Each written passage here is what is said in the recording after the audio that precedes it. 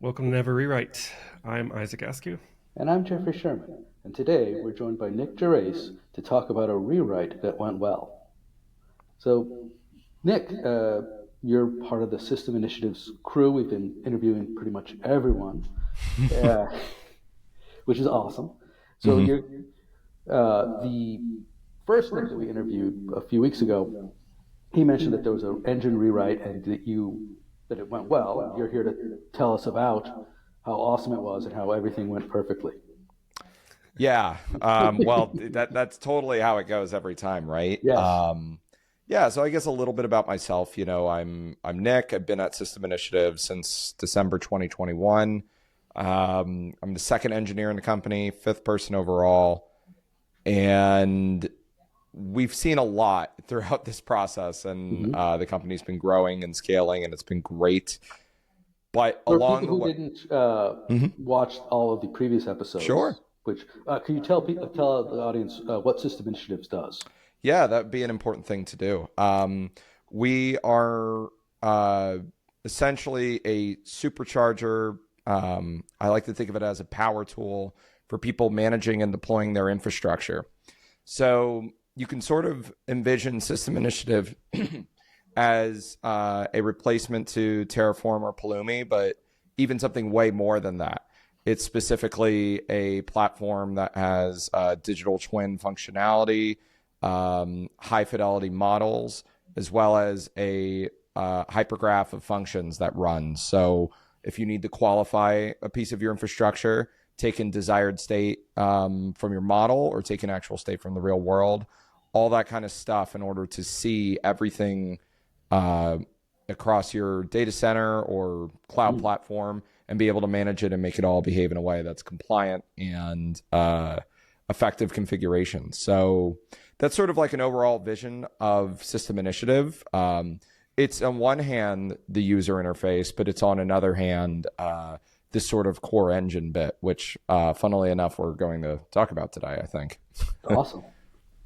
All right, so let's get into it. So, over the last few years, you've rewritten the original core engine from the original to the new. Yeah. Well, were those the names? Because I have a theory that if it was called New Engine, it was going to be doomed. Yes. We actually have a rule that you can't name projects Phoenix because they Yeah. rarely rise from the ashes. It actually wasn't planned as a new engine at first. I mean, the scope was that large, but it wasn't called new engine. So to give you a bit of a recap, it's 2023 and we're in the summertime and we're trying to prepare some of our work that will get us towards an open source launch so people can try the System Initiative software themselves. And we need the ability for users to customize assets, or what we call them in System Initiative. So write their Mhm. own functions and be able to contribute and share them. You can think of it like in some video games, you can share like modifications you made to the game online and download it and share them amongst users, or any other kinds of extensions to this core system. And we didn't have a way to tell the lineage or total lifespan and life cycle of what's a module, like these Okay. essential extensions and changes you make to the core system. So we then took out, pen, pad, paper, and we said, wait. Before we even start doing this opportunity to have users share their creations with one another, how in the world are we going to be able to version these things, get them installed, and overlay them on one another? And what if you changed it and I changed it? And are we just going to Mhm. reinvent Git? And like, what is happening here? Package management is hard. Yeah, it is.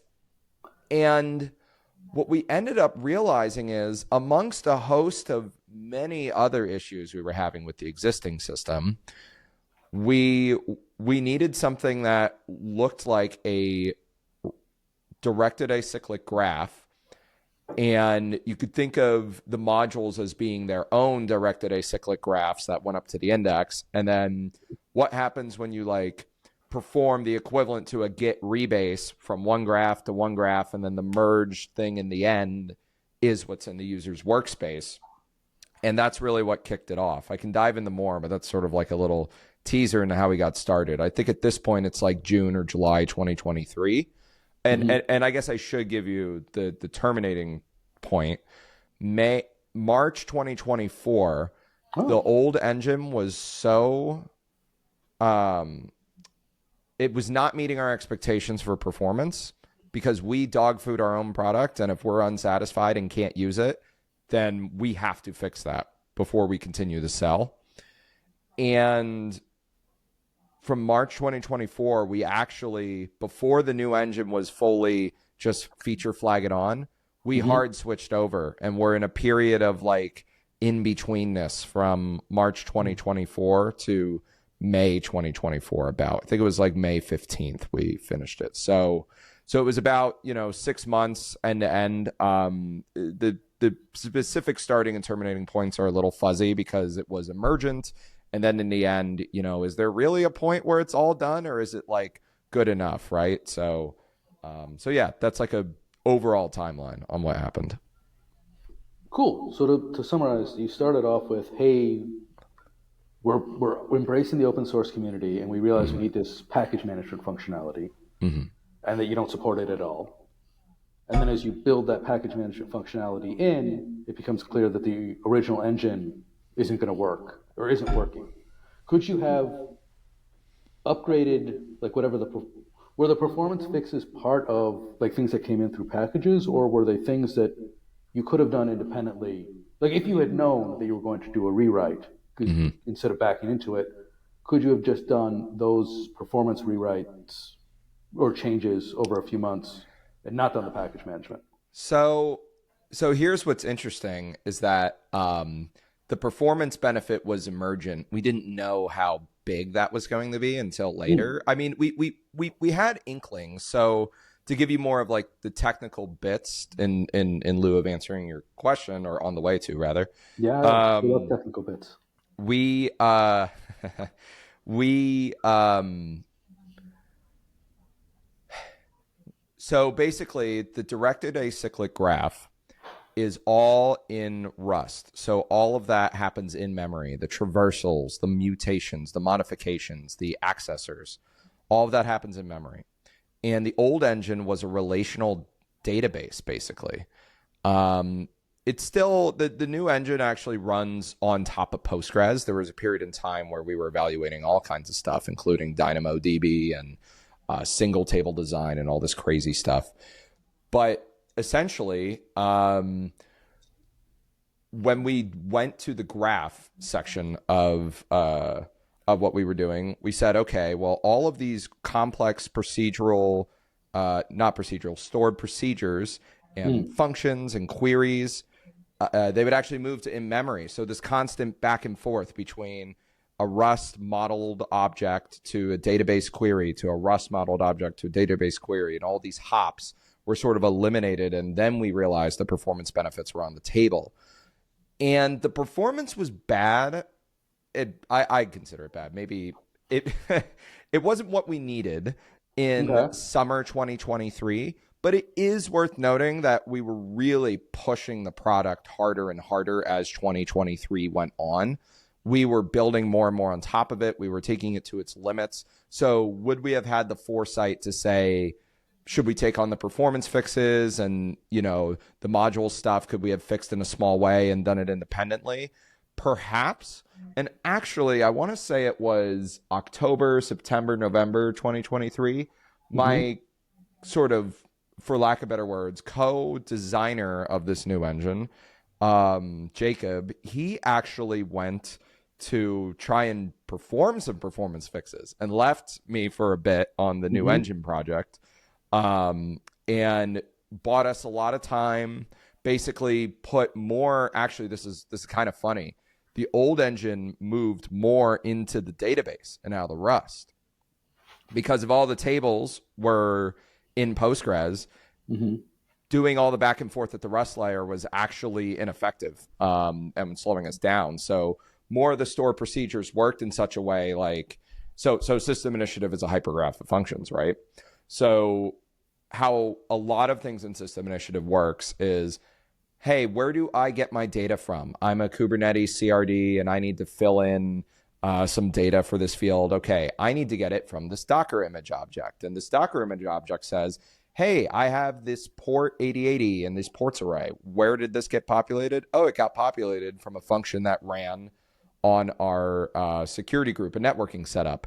And this sort of daisy chain effect happens where in the database and in Rust land and old engine, it would constantly ping pong back and forth. So at the Rust layer, we would say, okay, I'm processing this current field of this object. Let me go run a bunch of database queries to figure out the function I need to run. And then the function runs and it stores its result in the database. So Jacob actually, in order to do some performance fixes while the new engine was going on, moved more of that to the database so that inside you'd say, okay, I'm processing this field. Well, maybe there's a function that I need to execute before setting myself. So let me go to this other table, execute a query in here. And it was just a bunch of stored procedures. And it bought us some time, but we found that ceiling pretty quickly. Right. So it sounds like the original system it was keeping all of its state in the database, but it wasn't doing any of the business logic in the database. And so the short-term performance improvement was to move more of the business logic into the database, so you had less of the back and forth. Yes. And we did actually have a lot of it in the database, but it was just even more of it. And one little inkling in the back of my head that I was thinking about was, we are the bus factor of number of people that understand these stored procedures, because they were really complex, was exactly 1. Oof. And, the second Jacob would go on vacation or even someone that knew a specific element of the system, it was pretty difficult to tell how to fix it. With Rust, the big benefit is while we don't hire specifically for people knowing Rust, like we have not historically at all, of course, it's a big benefit. And when we ask people to do the take-home assignment, it's in Rust as well for our positions in the past. What's the big benefit is that there's a lot more compile time checks than runtime checks. So even if you haven't seen a lot of the code base before, you can sort of break something and the compiler will tell you, hey, you broke this other thing over there. Whereas with our stored procedures, we were really reliant on integration tests. And because it was more live action, so to speak, like I changed something over here, the system runs and it affects something over there. And of course, that's true for Rust as well, but especially so for Postgres. So there was actually, now just talking about it out loud, not only did we move more to business logic to the database and it bought us some time, but there was this inkling of this is going to feel pretty difficult to maintain. So I think at least for me, there was already some seeding that the new engine was providing more and more benefits as we were writing it in ways that I don't think all of us actually realized. That makes sense. Yeah, like just as from the 10,000 feet, if you say, "Oh, I'm moving my business logic into the data into my persistence layer for performance," I'd be like, "Okay, well, you know why you're doing it, but it's a bad idea. It's going to bite you." Yep. And we still actually use Postgres. It's just we use it as purely a persistent storage layer. So so think of it this way, right? So if you have a directed acyclic graph of everything in your workspace that you can do in System Initiative, and you could even apply this to any application you're writing where you have like this sort of daisy chain effect or hypergraph of functions, you're not going to store an entire massive object. Like I presume you both have used Kubernetes before, or at least somewhat familiar with it. So think of like a config map and someone stores like a 1 megabyte object in a config map, and then etcd falls over and we all start sobbing. Yes, I worked at Rancher Labs and saw a lot of Kubernetes stuff blow up. but we're not storing all those big objects on the graph. The graph basically are minimally sized nodes for the minimal information we need to traverse it.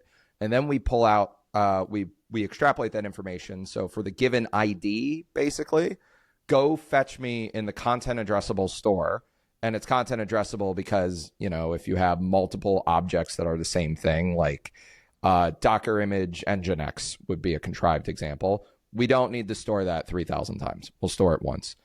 And so when we traverse the graph, we call out to the content addressable store. That's done in Postgres. It's like a very simple 2-column type table. It's not really taking advantage of the relational bits, although there are actually a few things we do in that domain.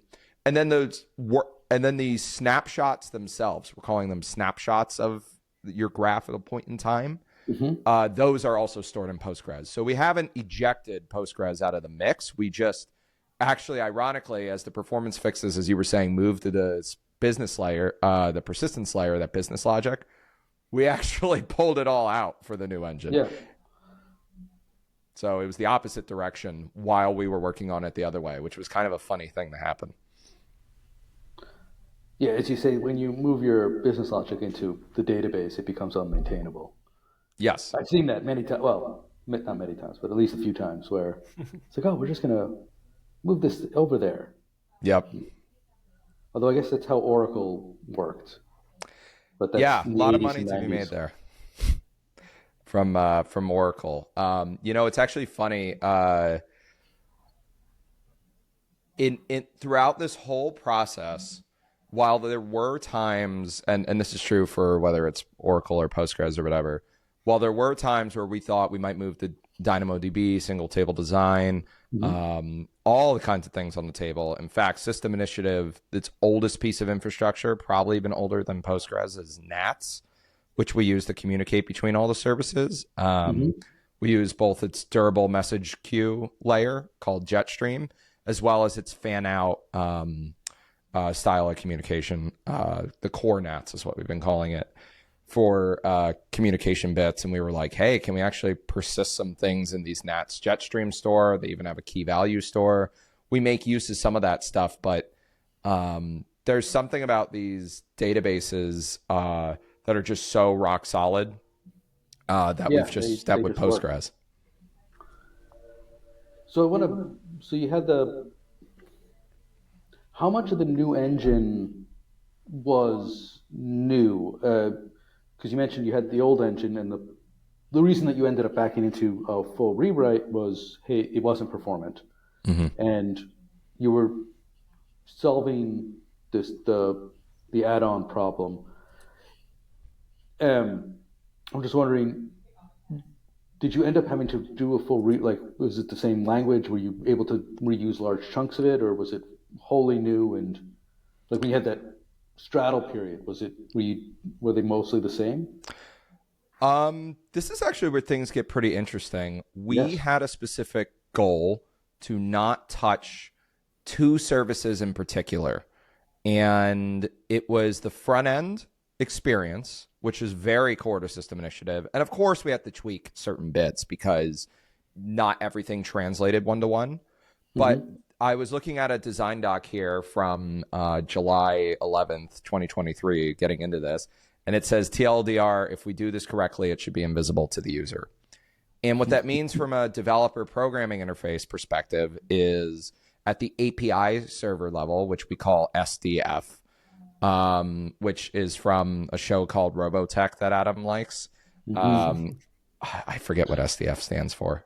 Super Dimensional Fortress. Yes. That is our... now I remember what it stands for. SDF, we basically said, what if everything sent over the wire was untouched? So what that made it very easy for... And we went in a direction already where the integration tests look very similar to the API routes in a lot of ways. So when it came to like the test assertions and the return routes from the API, we kept them as stable as we possibly could. So that was sort of a big guiding light in order to not collapse on ourselves, because here's one thing that's interesting that I tell a lot of newer engineers or folks looking for advice in rewrite situations. So there's sort of this like myth, and some of it's kind of true, more fact than fiction, that developers sort of yearn for this day where it's like, if I just had 3 months, I would rewrite everything and it would be perfect and no one bother me and no meetings and I leave the office and come back. And to some extent, there's truth in that, but you have to tie it to the business or your organization's goals. So the new engine was literally a catalyst or was literally authorized because we could not move forward without it as a company to accomplish the goals we needed. We still did time boxing. We still set out goals. Everything at our company either has a budget or a deadline. There is no such thing as unbounded time because work expands to the scope and bounds of your time. So this was a 6-month endeavor, but when we chunked it up into little bits, we actually spiked and workshopped them as we went along. And we learned some lessons along the way. In the beginning, it was a little more unbounded time because we have a process at System Initiative called Discovery, where we say, we need to figure out what we need to do to fit everything in a business opportunity canvas. And I know this is the Never Rewrite podcast, probably a little more engineering oriented and engineers talking about gnarly bits. But the fact of the matter is, we let you go on about graphs. So yeah, it seems to be a sign. Yeah. But the fact of the matter is that none of it matters if I'm not going to have a job next month because we collapsed on ourselves and couldn't get funding because the engine didn't work, right? And that is really the big context here. So yes, we rewrote System Initiative's core engine and new engine. And now to more get back to the core of your question, it was still in Rust, way less SQL though. So that was a major change. Like you barely have to touch SQL anymore if you work at System Initiative. I haven't in months. Or it might have even been in 2024 was the last time. It's been a while. I added the audit logging system and that required a little bit of SQL, but even then that was very, very small. So that was a major change, all coming back to Rust. Way easier for other folks to make changes. Typically our director of product or VP of engineering, they'll make PRs all the time just because everything's a lot more revealing to them in order to do what they do. And when it came into the breakages and where to go next, so I'm sorry, I have so much to say about this topic. I'm trying to be focused. But when it came to the interfaces themselves and breaking one another and did we port everything, we are big believers in domain-driven design. It is the most transformative book I've ever read was the original domain-driven design book. I think by Chris Evans. I'm looking over here if that's who wrote it. Yes, Evans. I think his first name's Chris. Anyway, domain-driven design. Link in the show notes. Yeah. That book was absolutely transformative in my career and core to what we do at System Initiative. So rather than littering the code base with like util files or laying it out in such a way that it's written to the programming interface, it's actually separated by domain using bounded context and ubiquitous language between each domain and one another, such that most of the files were not renamed. Most of the interfaces that you use to call into those integration tests I was telling you about, those API routes, remain the same. Get me this, so a System Initiative concept of a piece of infrastructure as a component. Get me this component by its name. Did not change. Update this property field for a Docker image port array. Did not change. And that sort of helped us bound everything. So I gave you a few answers here. The scope of the business, you can't just infinitely rewrite the world. Sort of a guiding rule that this should be invisible to the user. And it was moving things from like 60% Postgres, 40% Rust to 95% Rust, 5% Postgres and SQL. So yeah, a lot of stuff in there, but that sort of, I think, more than answers your question, I think. I think so. So I want to shift focus. I'm now curious. What you mentioned, there was a cutover period of a few months where you started off, you hard coded that it was to use the new engine, and then I guess you eventually shut off the old engine. Does that mean that you had like 6 months of work that was ready to go, and then it was all boom, we put in the hard code to switch over? Or was the new work for the new engine, like the package manager and all that, coming out incrementally for the whole 6 months, and then it was the final piece? We wrote that. That's a great question. We had a branch that we were merging PRs and commits into over and over. And that branch was not on main. It was a separate branch for 6 months. And we had no form of forward or backwards compatibility with it. You had to run it yourself. And it was basically two projects happening in parallel. When it hit, I think it was March 2023, late February 2023. It was around that time when we had the moment where we could not build our own infrastructure with the old engine because it was too slow. We then said, well, rather than having 3 engineers work on the new engine and 8 engineers work on the old engine, we were going to call no more feature development on main, basically. Like halt, stop, pull the production line, like literally wholesale stop. If someone wanted something tomorrow, unless if it was a quick bug fix or a side quest to unblock someone trying out System Initiative, we did not work on it. We said it was better for the survival of the business to basically take what wasn't 100% finished and merge that PR into main, make sure the code compiles, but comment out any test that doesn't pass. And literally be in a half-broken state for 2 months. So now at this point, feature development on main ceases. The new engine branch, which how we got that name, by the way, we record weekly demos. We now publish them on YouTube, but we used to not to. I think one day I was watching a lot of Formula One at the time. I like cars. So I've always thought of this as like, the invisible to the user thing. I'm like, we're basically doing an engine swap from like a V8 to like a supercharged V8 or whatever. And we're just lifting it and putting a new thing in. So that's where that wording came from. And I still remember the day. You could probably find the PR. The branch was called New Dash Engine. We got it compiling. We got it mostly working. We merged it. And then all 11 of us swarmed to say, here's the old interfaces. Here's the front end UI. Let's restore it. And that's basically the work we took on for an additional 2 months. So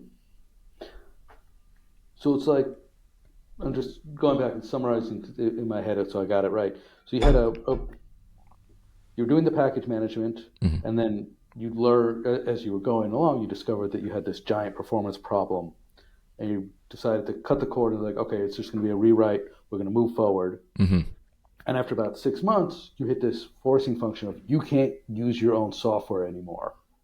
That's right. And so then you merge it in and you decide to deploy it to production for yourself.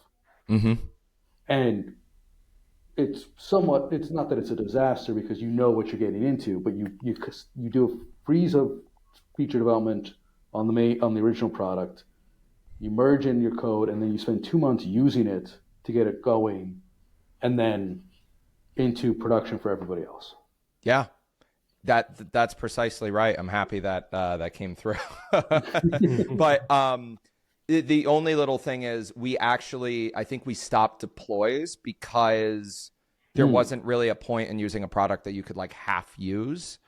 So I think we actually kept the old branch sort of still. I can't remember if we backported fixes or not, or if we had like a side branch that's like little fixes. I don't think we did. I think we just poured everything in. It's worth mentioning too, I should have looked this up beforehand because I can't remember. I think we actually assigned a deadline to getting that sort of 2 month effort. I think it was a 6-week deadline, if I recall, to feature Parity. And the difference between deadlines and budgets at System Initiative, because like I said, you're either in one or the other when you work here. Budgets are, because work expands to the time allotted, budgets can be broken, right? Like you set a budget for, so I'm wedding planning right now. That budget's going to be broken. Um, right? Budgets can't be broken. Like that house renovation you did, or that vacation, or like that PC build, or like whatever you're doing, it might go over. It also keeps you honest, and it keeps you choosing the right things and dropping things from scope. Deadlines are, in a way, a more extreme version of that. So there were some things parity wise that I don't think we got it to 100% parity. I think 90% parity, 95, some features turned off at the fringes, and then we turned it back on. So what is the fastest way we can start using this for ourselves again was a clear mission. It wasn't really this unbounded, like we need literally every single thing to work as it did or better. And in fact, there was performance left on the table. It wasn't necessarily faster at first, because that's the other thing too, right? You can be this one thing, a careful trap in engineering. I could tell you all day, oh, we're working on the graph. It's in memory and it's easier and it's not at the persistence layer and there isn't this back and forth. And then you end up realizing that you accidentally wrote it in such a way that it needs to recompute the whole world every time a user makes a change. And I see this happen a lot with development. So you need that time to refine after. So we were very clear with our goal for the new engine at parity. Performance will probably get there. A lot of this we need to do in post. And we actually just kept refining it over the next year and over time. That's a tangent in and of itself. But the one thing I want to make clear was it wasn't this like end of May comes and it's like, oh, it's perfect and it's way faster. It was like, no, now we unlocked ourselves to make these sort of lineage package management stuff. And we did get some performance benefits immediately, but we now know, okay, we're in a point where we can build on ourselves and sell ourselves again, but the work is still ongoing. So having very clear goals and being explicit with one another with what the goal, with what the plan was and the work we were doing was brutally important. When I say to you, we rewrote the new engine in 6 months, it wasn't developer paradise, don't bother me, I came back and it's in the newest programming language and it's perfect. No, it was very clear goals throughout with time box work. Yeah, some things that I think that stand out for this story versus some other stories we've had. The Khan Academy story was they had a forcing function as well. They were an old version of Python that was not going to be supported by, I guess, I forget, it was like Google's. I think it was Google. Some host they had. So they were forced to upgrade. And they kept the language the same too, just like you did with Rust. It wasn't a complete language swap, which is kind of a disaster. Also, you had test coverage. Most other stories we hear, like the test coverage is very poor, and there's not a very good understanding of the old system. So it's more of a rewrite because this doesn't make sense. Whereas your integration tests painted the picture of how it was supposed to behave, even if you did comment out a couple just to get it in there for that last merge into main. But those two things stand out. And you a couple of times you mentioned like this was more of a survival of the business thing, which kind of echoes again the old Khan Academy story of we literally have to do this. Like this is what's forcing it, rather than a nice to have or kind of a more of a wish thing. It was very much aligned with business goals. So those things are the initial things that pop out as well, whenever we hear all the old failed rewrite stories versus the ones that are succeeding, if we're going to call them, we have our own kind of distinct definition of rewrites in this world. Sure. That's one of the ones, as we advise people like to go this route versus that route, these are slowly kind of, I think we're finding a common theme here. What were you going to say, Jeffrey? Yeah, well, the part that really perked my ears up is because I was, 3/4 of the way through, you merge back to main, and then you were iteratively going for it. And I think I saw this video. And that was important. And also, you were able to go forward with not full feature parity, which is one of those things that kills you, is that last 10% of feature parity. It's almost a Pareto of, it's 80-20, and so that last 20% is going to be 80% of the work. Yep. And you were able to bust through it, and you're just like, screw it, we're just not doing it. We're willing to take the hit of not having it and working through it.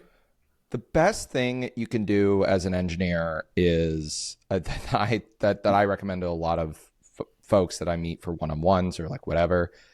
If you contextualize your job into the scope of the business and organization that you're in, you know, so let's talk about that 10% we left on the cutting room floor. 3 people were using them.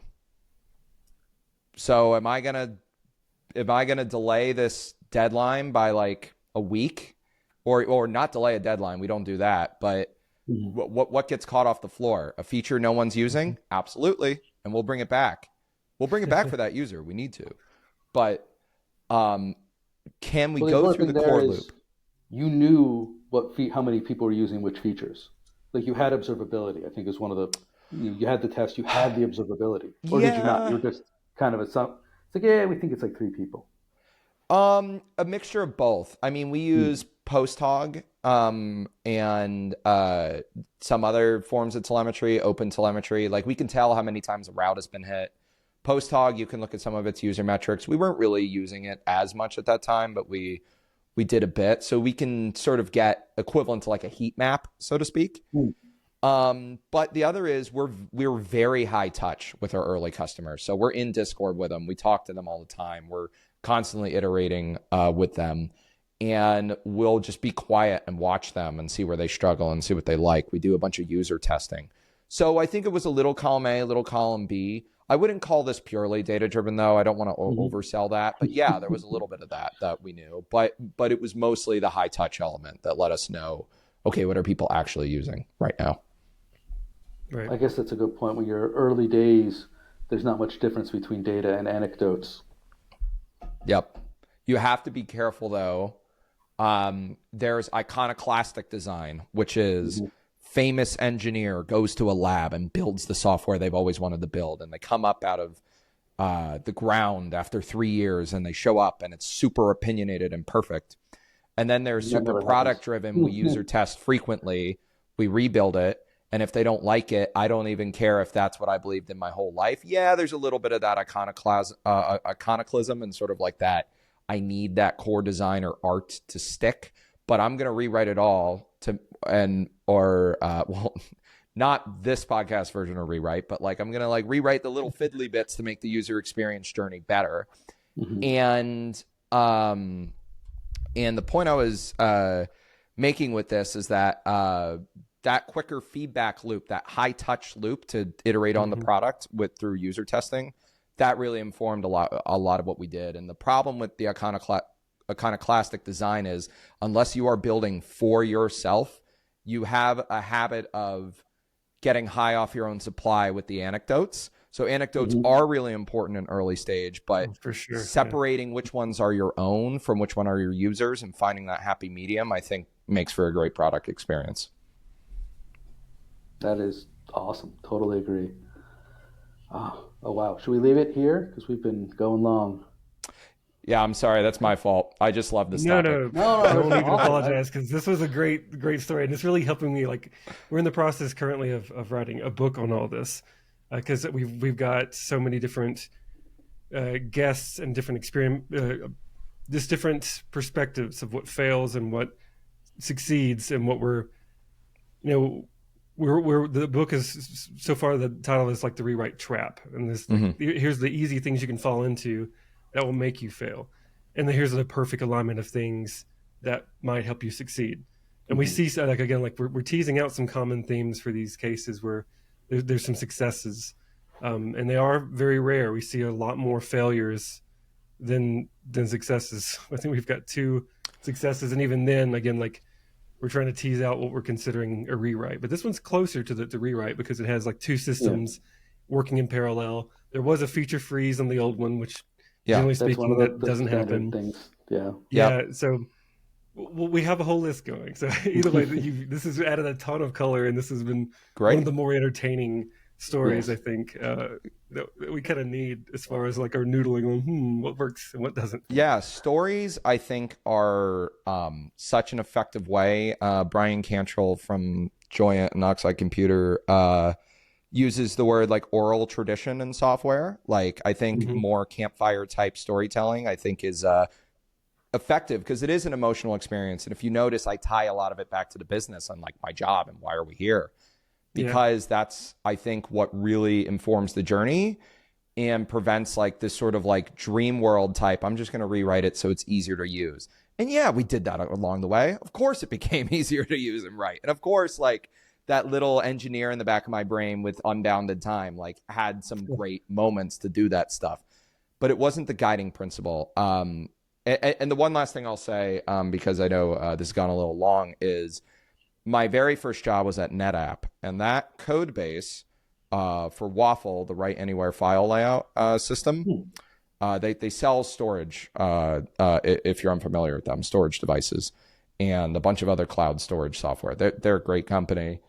There was C code in there from 1993 and Perl code from the early 2000s. And I started there in 2019, 2018, that time frame. So there are some things that will never be rewritten there intentionally, and tying it to the scope of the business. The things that aren't rewritten, probably the cash cow software. So some other day we could probably talk, maybe offline. I'd be happy to talk about the book, but I did kind of use some like knowledge of the past. There's some things you simply like just should not take on in the way we took on this project. Yeah. Yeah. We ran into that too. Thank you so much for coming on. If people want to get in touch with you or learn more about you, where should they go? Yeah. For me, go to nickgerace.dev. That's NickGerace.dev. It's links to all my socials. I don't know what's going on with X, Twitter, Blue Sky anymore. Just, you can find me somewhere. And then as far as like, what we do at System Initiative, you could go to systeminit.com and join us on Discord. Honestly, even if there isn't like a, hey, I liked what you were all saying, I just want to talk more about it, or tell me more about this, show me PRs, show me the product, all of it. Just go to that website, find us in Discord, and come talk to us. Awesome. Thank you so much, Nick. I'm Jeffrey Sherman. And I'm Isaac Askew, and this is Never Rewrite.